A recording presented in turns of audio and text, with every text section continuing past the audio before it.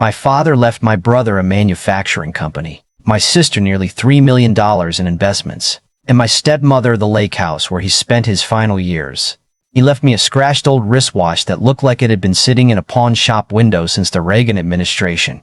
Then the family attorney locked the conference room door, removed the back of that watch, and told me my father believed someone in our family had been stealing from him for years. My name is Eli Mercer, and at the time I was 35 years old, living in a cramped apartment above a tire shop in Monroeville, Pennsylvania, repairing furnaces and commercial air conditioning units for people who usually remembered my name only when their building was either freezing or on fire.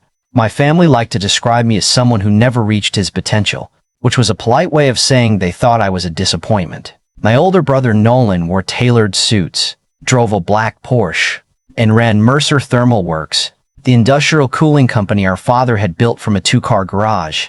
My sister Claire was a corporate attorney downtown, the kind of person who could make ordering lunch sound like a deposition. Diane, my father's second wife, had perfected that calm, expensive expression wealthy people use when they want everyone else to know they are not affected by ordinary emotions. I arrived at the will reading in dirty work boots because a rooftop compressor had failed that morning, and apparently dead fathers do not reschedule for dress codes. Nobody greeted me when I entered Harold Bennett's office.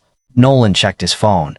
Claire opened a legal pad, and Diane sat at the end of the walnut table wearing diamond earrings that probably had better insurance than my truck. Harold had represented my father, Raymond Mercer, for almost 30 years, and he looked older than I remembered, thinner around the face, careful with every movement. He began reading the will in that flat, professional voice lawyers use when the room is full of people already dividing furniture in their heads. Diane received the house overlooking Lake Arthur. Claire received the investment accounts. Nolan received controlling operational shares in Mercer Thermal Works, pending approval from the board. Nobody looked surprised, least of all me. I had left the company 9 years earlier after an accident at our Beaver Falls plant nearly killed a warehouse technician. A hydraulic loading platform collapsed. Nolan blamed me before the safety inspectors had even arrived, and my father never publicly defended me. A week later, I loaded my tools into an old pickup and walked away. I'd spent nearly a decade telling myself I did not care, which is something people say when they care so much they have no idea what else to do with it. Harold finally reached the last page. To my son, Elijah Mercer, he read, "I leave my Hamilton wristwatch, purchased in 1978. Nolan laughed through his nose. Claire looked at Harold and said, "That is all?" Diane gave me a gentle little smile and said my father always believed sentimental things mattered more to me.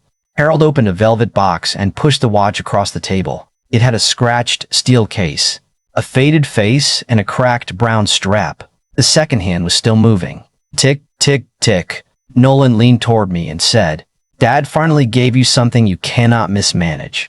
I looked at him, then at the watch, and said nothing. Silence had always bothered Nolan because he could not tell whether I was hurt, angry, or simply waiting for him to finish embarrassing himself. Harold closed the estate folder. Then he looked directly at me and said, "Everyone else needs to leave the room." Nolan frowned. Claire immediately started talking about legal entitlement, but Harold interrupted her and placed a sealed envelope on the table. He said my father had left specific instructions, and if anyone refused to leave, he was required to contact probate court and suspend the entire process. Diane stood first.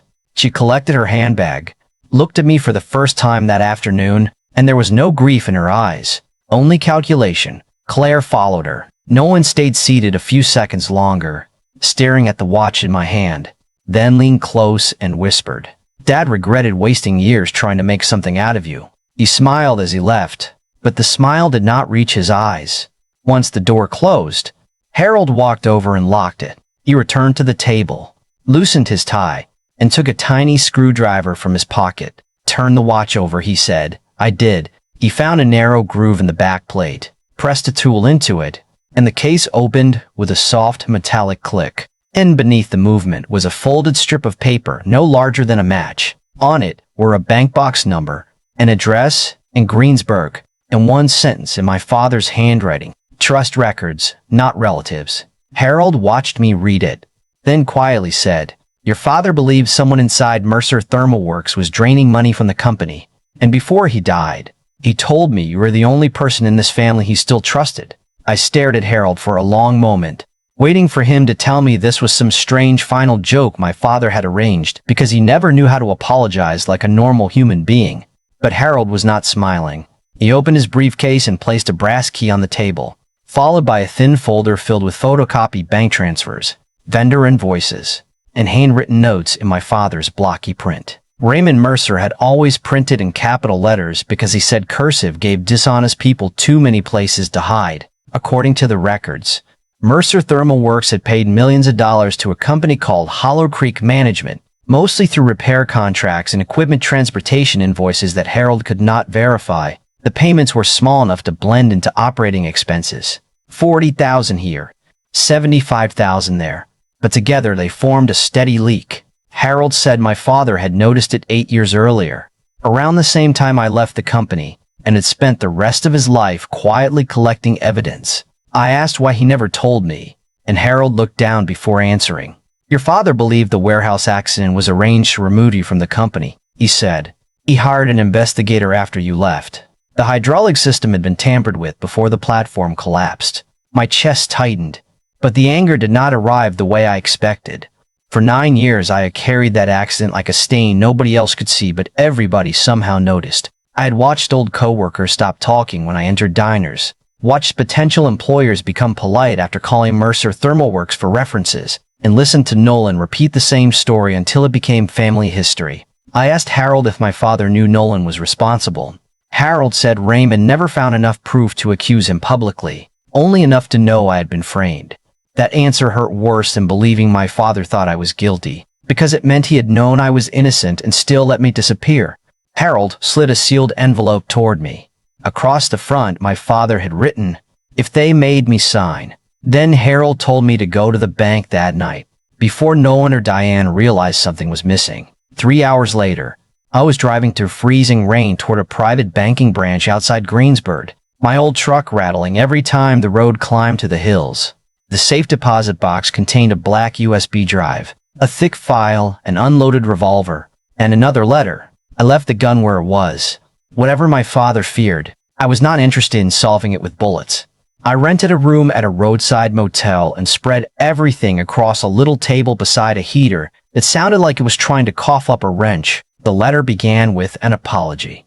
My father admitted he had allowed Nolan to control the story after the warehouse accident because the company faced lawsuits, government inspections, and the possibility of losing major contracts. Nolan convinced him that assigning blame quickly would protect the business. Raymond wrote that he had chosen the company over his son, and by the time he realized Nolan had manipulated him, I was already gone.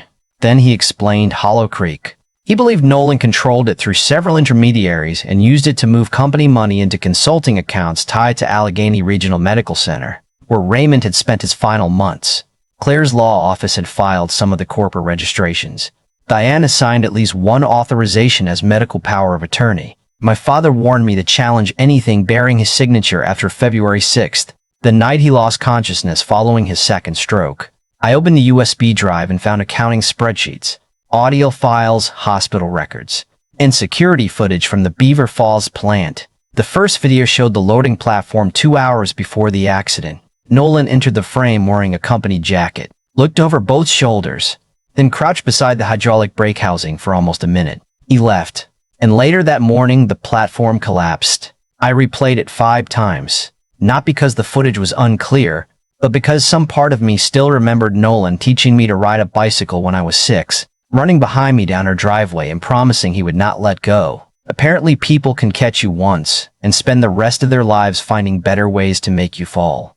The next file was an audio recording from my father's hospital room. Nolan's voice came first, saying Raymond was barely conscious. Diane answered that it did not matter because the authorization had to be signed that night. Papers rustled.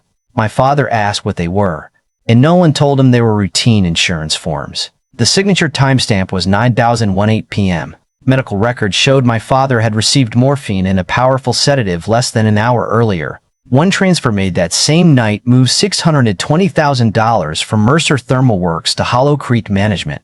The authorization carried Raymond's electronic signature, but the digital access record came from the executive office at company headquarters, not the hospital. I just finished copying the files onto a second drive when my phone rang from an unknown number. A distorted voice told me to stop digging into my father's affairs. I asked who was calling, and the man said people who asked too many questions around Mercer Thermal Works sometimes lost more than jobs. Then he hung up. I saved the number, photographed every document, and emailed copies to an account nobody in my family knew existed. Always keep copies, my father used to say. At sunrise, I drove straight to the Beaver Falls plant. The factory looked tired. Half the production lines, dark. Maintenance crews cut to almost nothing. An old floor supervisor named Mateo Ruiz recognized me and pulled me into his office. When I showed him the Hollow Creek invoices, he laughed without humor and said the company had been paying invisible mechanics for years. Mateo had saved shipping manifests because he no longer trusted corporate accounting, and several invoice numbers matched my father's records exactly. He also told me the original maintenance logs from the warehouse accident disappeared 2 days before federal safety inspectors arrived, and Nolan had personally ordered the files removed. Before I could ask anything else, a black Range Rover pulled into the executive lot, followed by another SUV carrying 2 men who looked too broad in the shoulders to be accountants. Nolan entered the factory, spotted me through Mateo's office window, and came up the stairs fast. He closed the door behind him and stared first at the papers, then at my father's watch on my wrist. "You should have stayed gone," he said.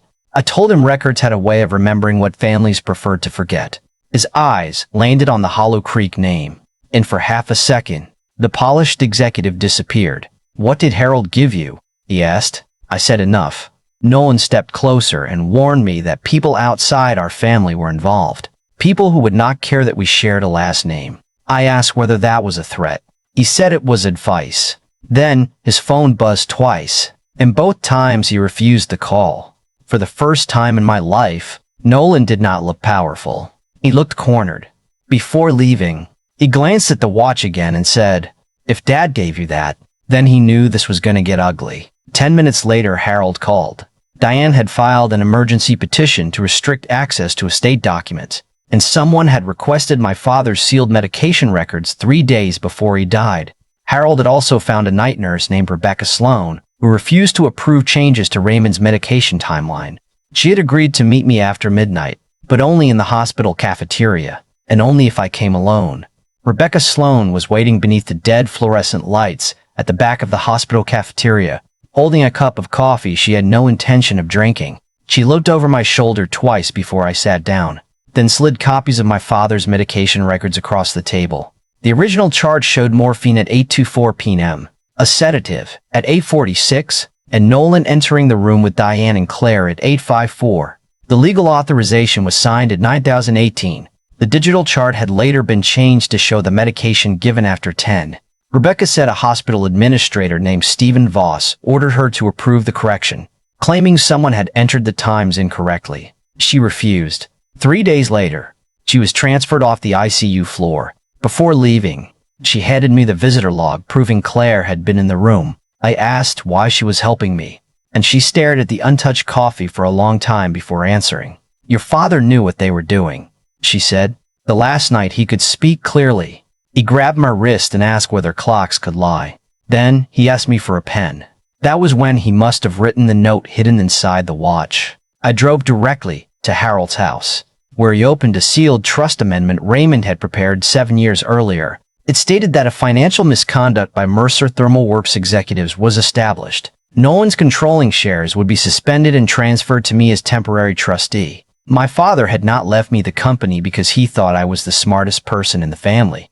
He left me the responsibility because he believed I was the least likely to sell it for pieces. By Monday morning, Nolan had called an emergency board meeting to approve the sale of our strongest manufacturing division to a private investment group connected to Hollow Creek. If the sale went through, the company records would be scattered through restructuring before investigators could reach them. Nolan also filed for a restraining order, accusing me of stealing confidential material. The judge denied it after Harold showed that every document came from my father's estate, but Nolan still believed he could control the board. He had spent his whole life confusing a loud voice with authority.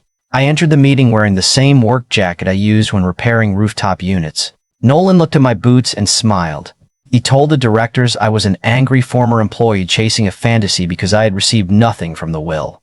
Harold placed a trust amendment on the table. Then a forensic accountant named Arthur Bell connected his laptop to the conference screen. He traced more than $19 million from Mercer Thermal Works through Hollow Creek, hospital consulting accounts, and offshore companies. He showed the electronic signature used while my father lay sedated, along with a computer address proving the authorization came from Nolan's executive office. Nolan called it incomplete data. Then Arthur played the warehouse footage. The room went silent as everyone watched Nolan crouch beside the hydraulic brake assembly 2 hours before the platform collapsed. Nolan stood so quickly his chair rolled into the wall. He pointed at me and said I had manipulated the video. I asked how he knew which video I meant before it started playing. That was the moment Claire broke. She looked at Nolan and said she had warned him the hospital records would surface. Nolan turned toward her like he had been slapped. Claire admitted she had filed the Hollow Creek documents, but claimed Nolan told her the company was temporarily moving assets to protect him from creditors. Diane said nothing until Arthur displayed an account carrying her medical power of attorney authorization. Then she closed her eyes. Nolan began shouting that everything he did was to save the company. I looked through the glass wall at the factory floor below, at welders, machinists, and maintenance workers who had accepted pay freezes while he moved millions overseas. I told him a company was not saved when the people running it stripped out everything valuable and called the empty shell a success. Harold formally activated the trust amendment. The board suspended Nolan, froze the sale, and placed Mercer Thermal Works under independent review with me as temporary trustee. Nolan sat down slowly, and for the first time I saw him without the suit, the car, or the performance. He looked like a frightened man who had spent years building a throne over a trapdoor. State investigators arrived before lunch. Hollow Creek's accounts were frozen that afternoon. Stephen Voss surrendered to an attorney 2 weeks later. Claire cooperated. Diane disappeared from public view. Nolan was charged with financial fraud, forgery, and conspiracy, although he never admitted touching the warehouse brake. 6 months later, I stood inside the Beaver Falls plant as the production line returned to full operation for the first time in 4 years. The building shook gently beneath the machinery, and the sound was not glamorous, but it was honest. I looked at my father's old watch. Tick, tick, tick. People still ask whether I forgave him for staying silent when I was blamed. I have never found a clean answer. He gave me the truth, but only after his death, when apologizing cost him nothing. Maybe that was courage. Maybe it was cowardice with excellent paperwork. So tell me what you think. Did Raymond redeem himself by leaving me the evidence to expose everything? Or was the watch simply one final burden from a father who waited too long to protect his son? Leave your answer in the comments. Share this story with someone who knows that silence is not weakness. And subscribe, because sometimes the person a family underestimates is the only one still standing when the truth finally arrives.